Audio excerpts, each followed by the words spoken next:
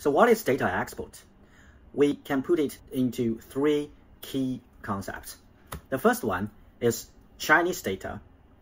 The second one is being transmitted outside of China. The third one is accessible from outside of China. Put it in simple, when Chinese data are transmitted outside of China, or when Chinese data can be accessed from outside of China, then under the PRC law, the data export constitute. So what is Chinese data? Chinese data are the data collected or generated in China during a company's operation of business in China. This means the company would not necessarily to be a company incorporated under the PRC law.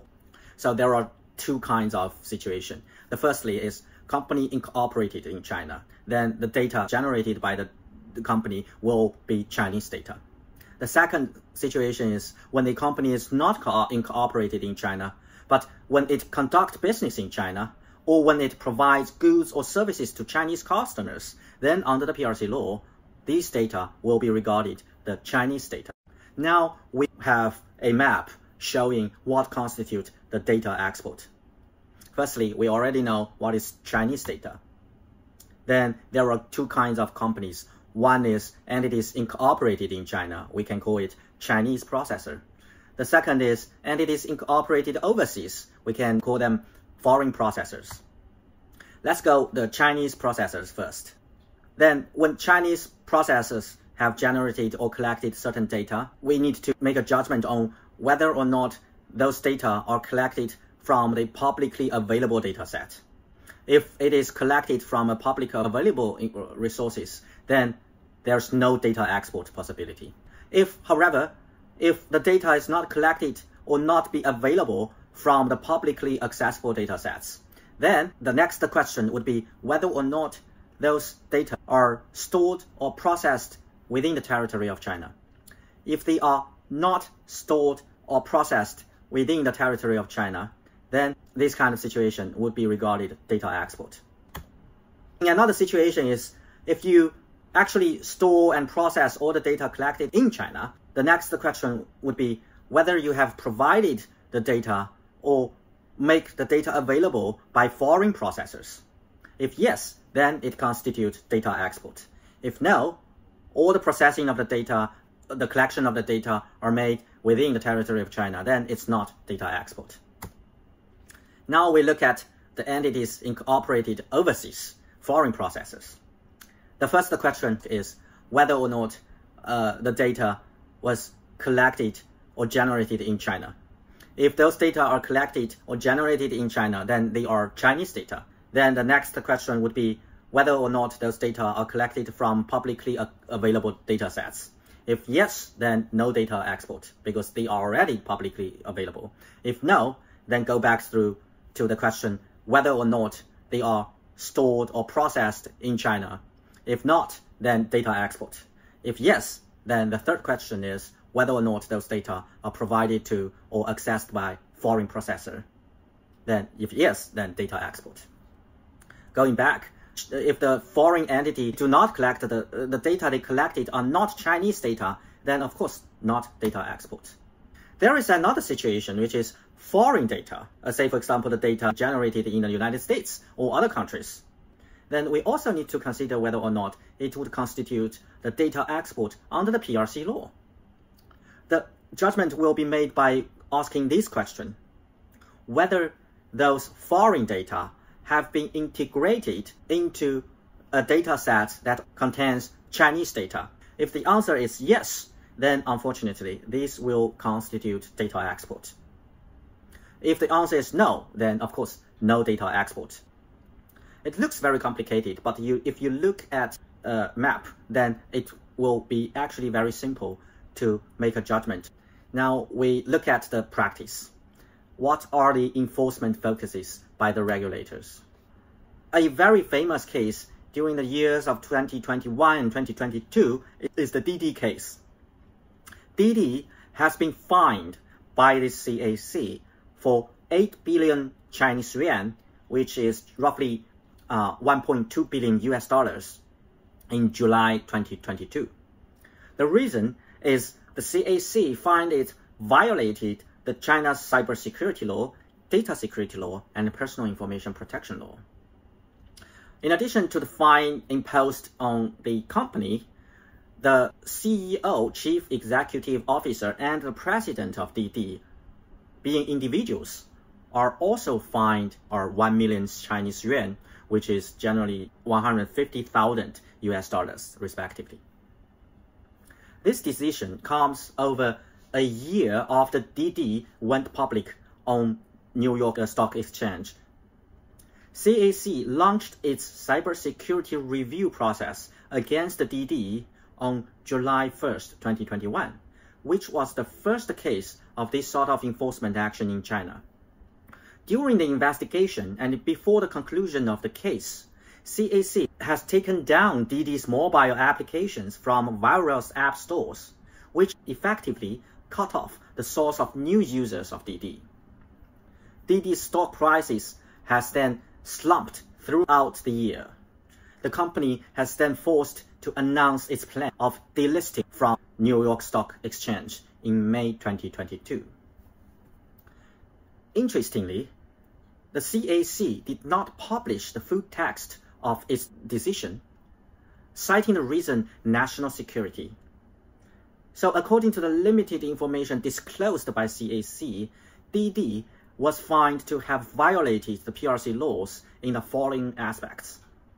First, excessive collection of the passenger's personal information, including screenshots stored in the photo albums of the smartphones, passengers' mobile app list, the passenger's facial images, the geographic information, the ages, occupations, and information on personal relationships of the passengers and drivers.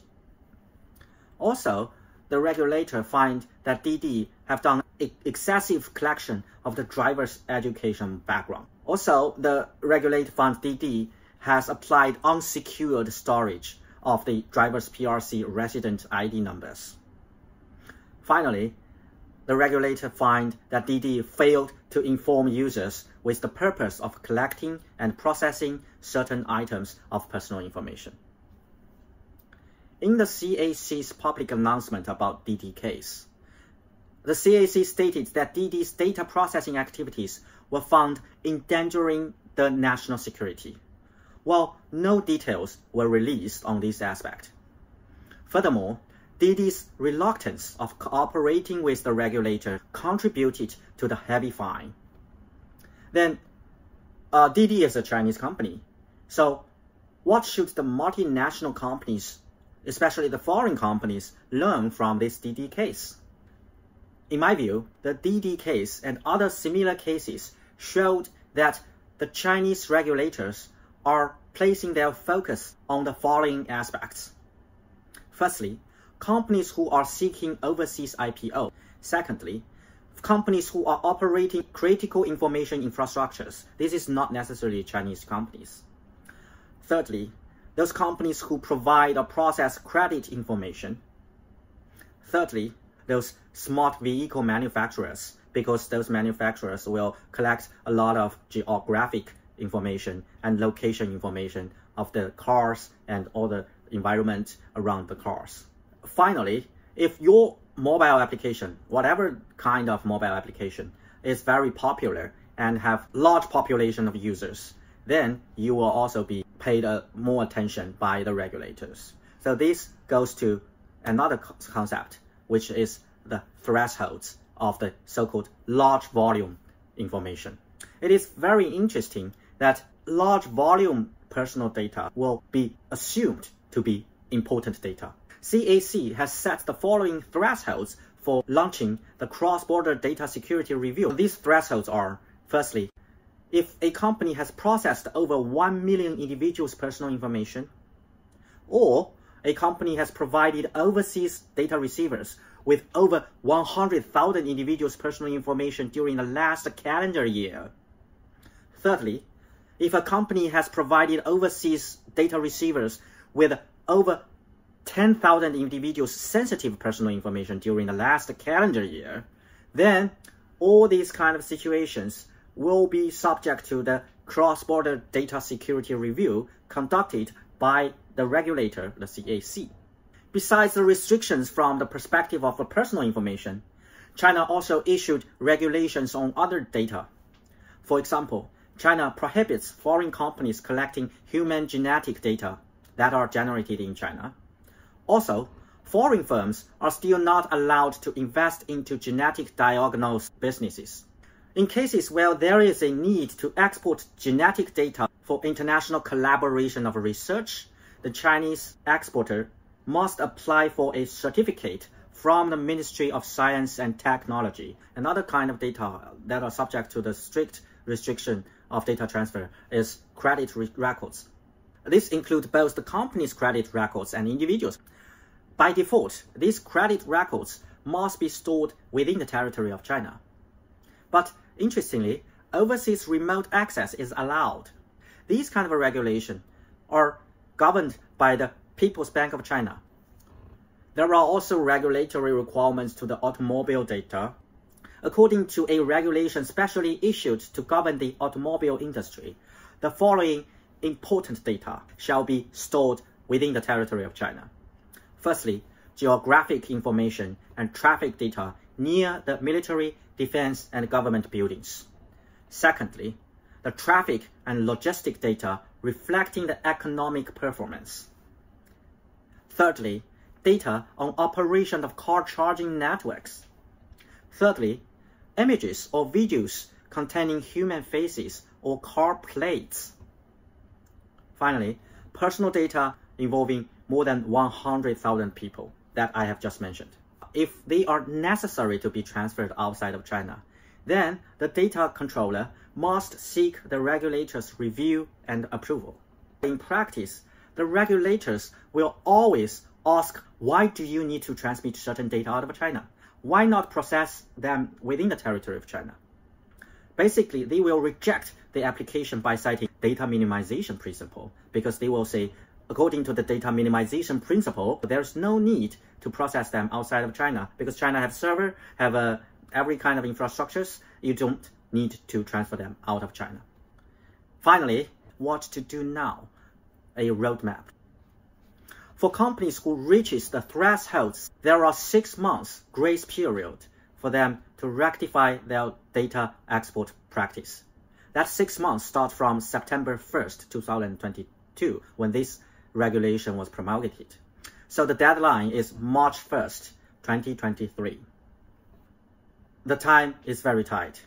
The first step is to consider the type of dataset, and then decide whether the government's security review is required. So this is make judgment on the road of compliance. You need to make judgment on road of compliance. The first way is CAC's security review.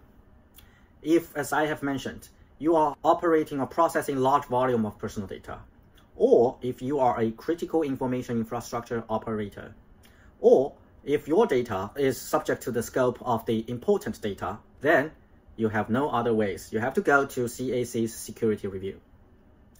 If fortunately, you only process a small volume of personal data, there is no need to go through the security review conducted by the regulator.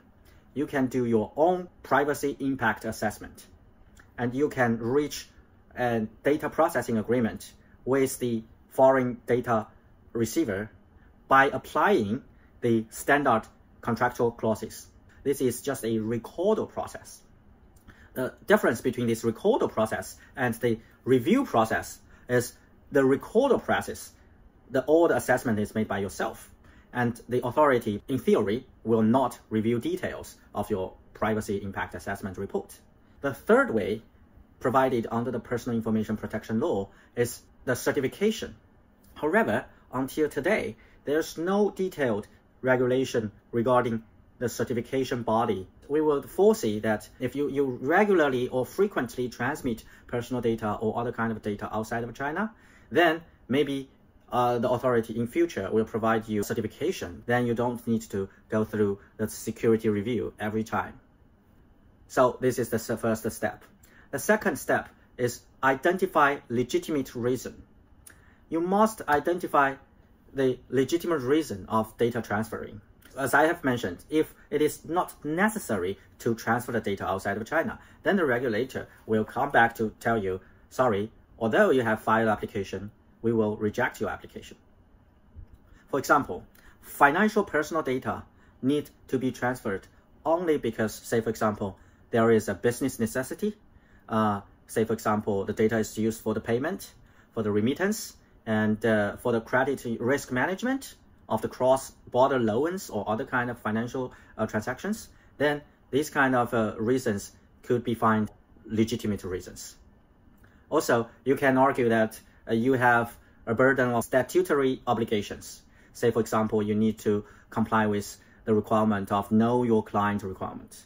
You have to comply with the anti-money laundering requirements. You need to conduct the anti-terrorist financing, the anti-tax evasion regulations. These statutory obligations would count. Certain reasons are not legitimate in China. For examples, you cannot say these kind of personal data needs to be transferred outside of China because they are used by foreign courts. This is explicitly prohibited under the PRC law. Also, you cannot say because there is a foreign law enforcement agency require us, so we need to transfer those data outside of China. This is not a legitimate reason under the PRC law. The third step, you need to do the so-called data minimization. This is probably the most important step for a successful application of cross-border data security reform. The regulator basically will always ask a question: why the data to be transmitted cannot be processed in China?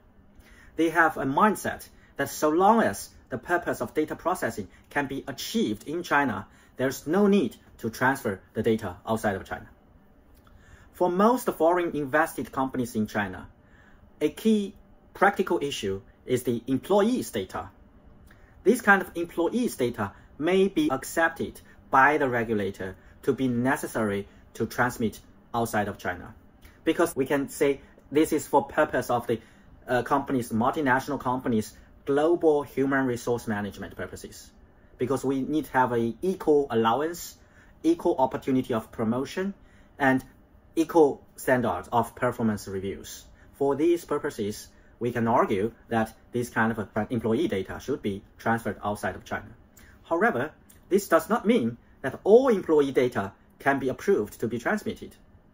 The CAC in practice may still look into each specific purposes and consider whether they can be achieved without transmission of data. Secondly, the data minimization also requires data controllers to consider the following principles. Firstly, direct connection. The purpose cannot be achieved without the data transmission. That is what I have mentioned. Secondly, lowest frequency. The frequency of collection or manual transmission of personal data should be as minimized as possible. Thirdly, there should be minimum quantity of the data to be transferred. The quantity of cross-border transfer of personal information should be minimized. Data minimization also means the de-identification of data, and when possible, anonymization of the data.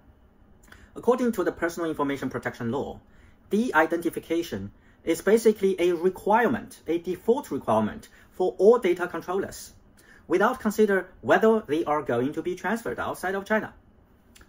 As you may have known from your experience in complying with other laws, say for example the GDPR in Europe, anonymization is a very high standard in data processing.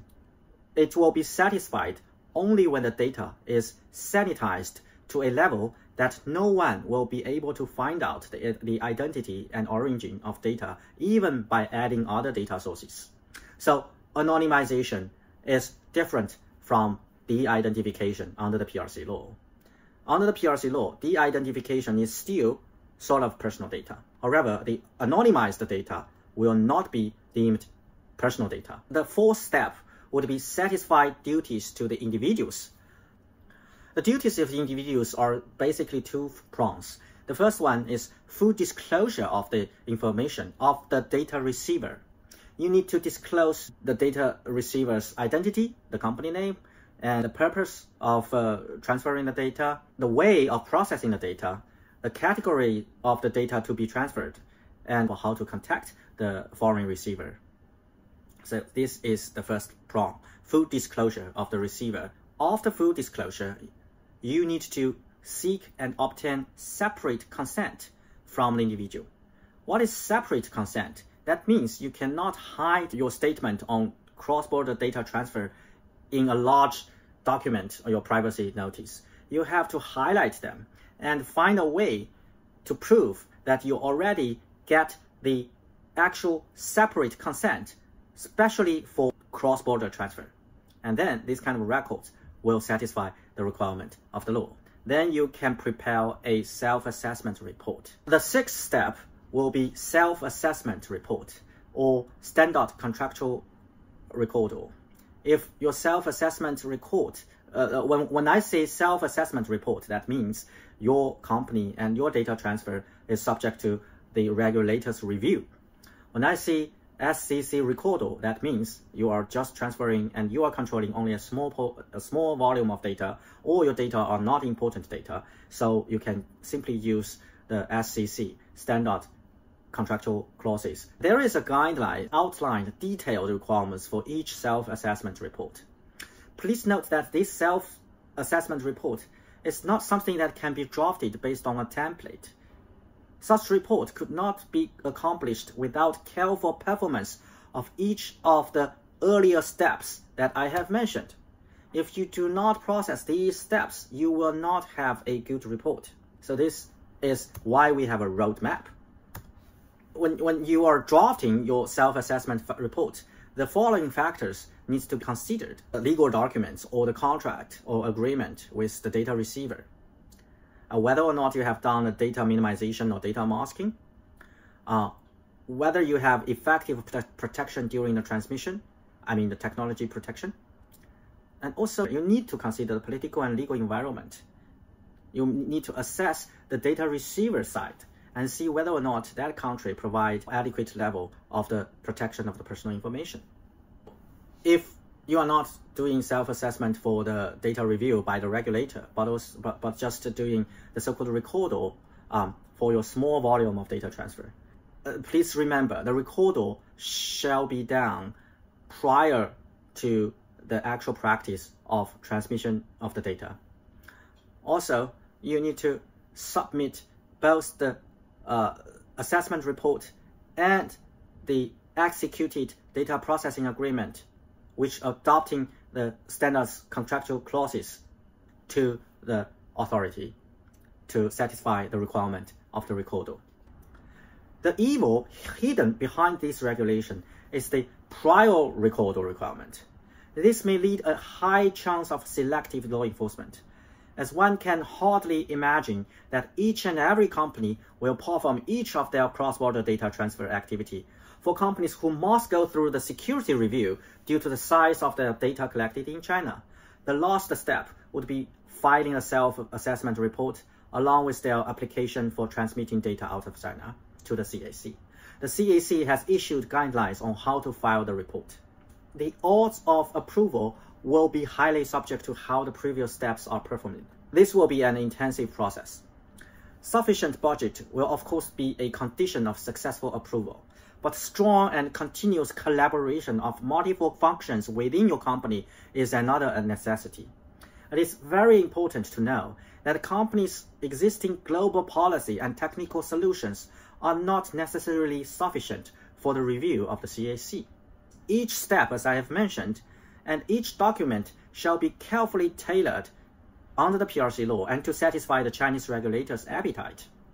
Finally, an effective communication with the regulator is equally important. This is a roadmap for security assessment process provided by the CAC. I will not go through the details, and you can simply take a picture of this map. The authority will consider these factors when they are reviewing your application: the legality and necessity of data export, whether you have an effective protection of data security, the amount, scope, sensitivity of the data, the risk of illegal processing by the foreign data receiver, whether or not there is a sufficient contractual obligations are put onto the data receiver, whether or not the data receiver will have a chance to comply with the Chinese law. These are the factors to be considered by the authority.